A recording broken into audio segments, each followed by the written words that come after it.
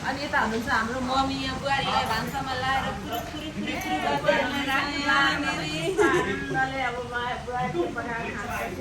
आज डेडीको बर त के खानुहुन्छ डेडीलाई फलफुलै फलफुल के गर्दा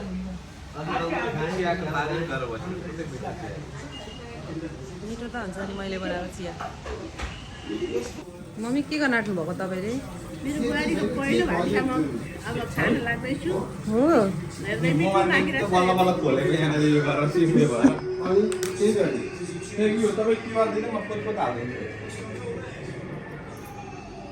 खाम हामी कहाँ हिँड्नुभएको मम्मी तपाईँ म मेरो पुरानो घर हेर्न आएँ बुहारीलाई लिएर बुहारीलाई देखाउनलाई लु पस्नु भित्र कहाँ के थियो मलाई भन्नु है हामी आमा छोराले अहिले काकाको घर देखाउँदैछु आएर अहिले त्यो पनि आधा हेरिन सक्नु थियो कि यहाँ त सिमेन्ट राख्नु भएको ए आलु फलाउनु भएको थियो नि त कति धेरै दुईटा कोठा थियो अनि किचन चाहिँ बाहिर थियो किचन थिएन यहीँ खाने गरेको छु ए त दाइ बनाउनै सक्ने गएको थियो एक दिन कि हामी यता सुत्थ्यौँ होइन अनि भाइले यहाँ सुताएको थियो होइन भाइले सुतेको थियो अनि आउँदो सिलिन्डर खाली आउँदाखेरि दाउरा पकाउँछ भन्थ्यो खाली सिलिन्डर थियो अनि यहाँनिर कराईमा यस्तो ठुलो कराईमा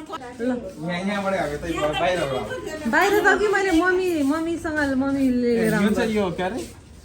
यो चाहिँ पुरानो यो अर्कैको घरको यो ल्यायो क्या ढोका यो ढोका झ्याल बाउले पढालेको बाउले 5,000 मा किनेर लगाइदियो यो ल्याएको है यो चाहिँ सानो घरको ल्याउनु भएको छ यहाँ ढोका ठुलो अनि यता राखेको यहाँ ग्याप भयो अनि यहाँबाट लगायो ढोका पनि यत्रो छ अनि यो तल तक्सा जोडा होइन के जोड्नु भएको त यो हाल्नु भएको जस्तो प्लास्टर गरेर इटा यो उठाएर तल होइन यो त प्लास्टर गरेर यहाँ माथि यो त ठ्याक्क अड्यायो अब यो त चाहियो नि त तल ग्याप भयो नि त अनि यहाँ यो यसको यो घरै सानो वालाको अनि यो चाहिँ यता पुरा काठ जोडेर यो ढोका बनाएर रहेछ पुरानो घरको काठ ल्याएर अनि खोले पकाउने ठाउँ चाहिँ कहाँ थियो यो त खोले त पारे अहिले मूल गर्ने तर पछि यता गाई थियो र ल्याएको यता यो यहाँ पनि मालदाईले नै ठोकेको होला यो काटनाले मालदाई कहाँ थियो घर बनाएको चियाकाई ल म चाहिँ यहाँ चिया खाँदैछु दिदीले बनाउनु भएको यता काकी यता डेडी यता हुनुहुन्छ हाम्रो ह्यान्डसम काका मैले तपाईँ अनि यङ देखिनु हुँदो रहेछ नि त ठिक हो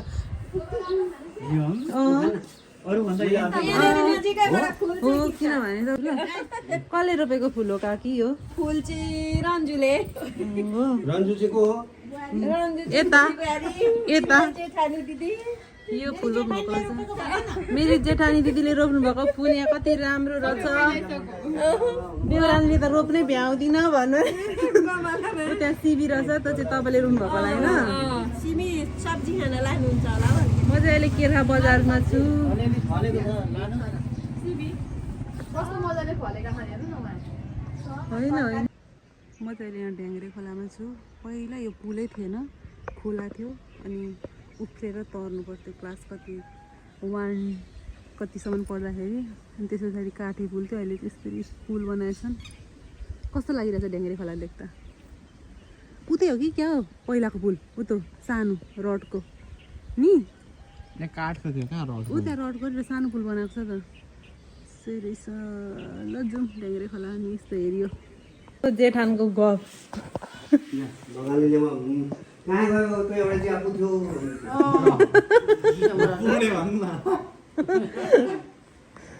एउटा चिया पुग्थ्यो कहाँ गयो त्यो छैन पान खाना आज किन आएनन् भनेर मिस गर्दै होली अङ्कल अघि दिउँसो पनि साइड हानिरहेको छ म चाहिँ रेडी छु यहाँ मेरो ससुरामा चाहिँ घर बढार्दै हुनुहुन्छ यता हेर्नु न ओ डेडी यता हेर्नु न यहाँ यता यता यता हेर्नु न यहाँ म चाहिँ यहाँ बुहारी जस्तो सोफामा बसेर चाहिँ हाम्रो ससुराले एकदम जाँगरिलो हुनुहुन्छ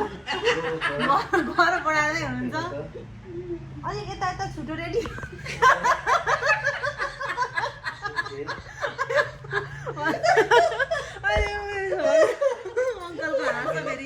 अङ्कलको हाँस फेरि लास्टै रमाइलो छ यो त भाइरल हुन्छ होला है अङ्कल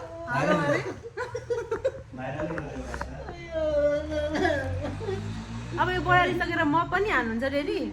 सबै खानु थ्याङ्क यू आमा यति मिठो खाना पकाएर उनीहरू दिनुभएकोमा थ्याङ्क यू भनेको मैले यहाँनिर वेलकम भन्नु न धन्यवाद वेलकम एकदम मिठो बनाउनु भएको छ यहाँनिर